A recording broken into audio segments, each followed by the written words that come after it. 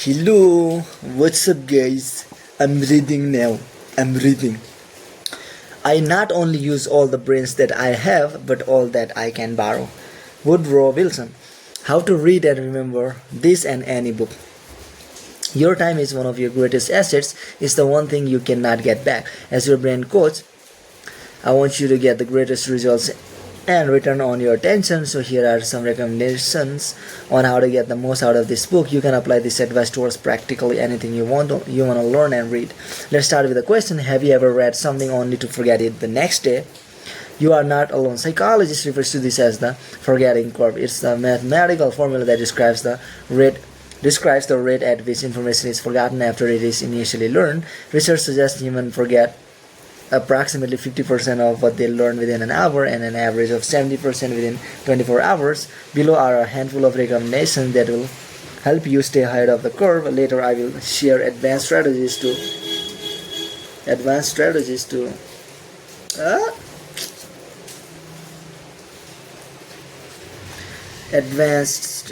to accelerate your learning and retention in the sections on study, speed reading and memory improvement. Retention forgetting curve.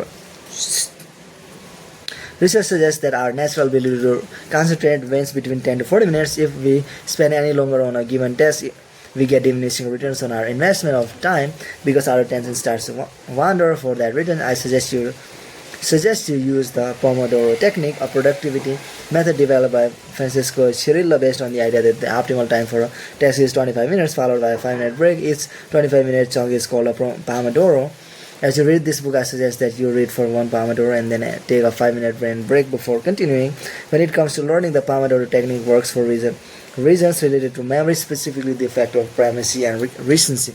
The effect on primacy is that you are more likely to remember what you learned in the beginning of a learning session, a class, a presentation, or even a social interaction. If you go to a party, you might meet 30 strangers. You are most likely to remember the first few people that you meet unless you've been trained to remember names with my method, which I'll teach you later in this book. The effect of recency is that you are also likely to remember the last thing you learned more recent at the same party. This means that you'll remember the names of the last few people you meet. We've all procrastinated before a test and then the night before the exam sat down to cram as much as possible without any breaks. Primacy and recency are just two of the main reasons cram sessions don't work. But by taking breaks, you create more beginnings and endings and you retain far more of what you're learning. Opening primacy, closing recency, peak retention. If you sit down to read a book over the course of the 2 hours without taking any breaks, you might remember the first 20 minutes of what you read. Then maybe you'll experience a dip around the 30 minutes mark, and then you're likely to remember the end of what you read.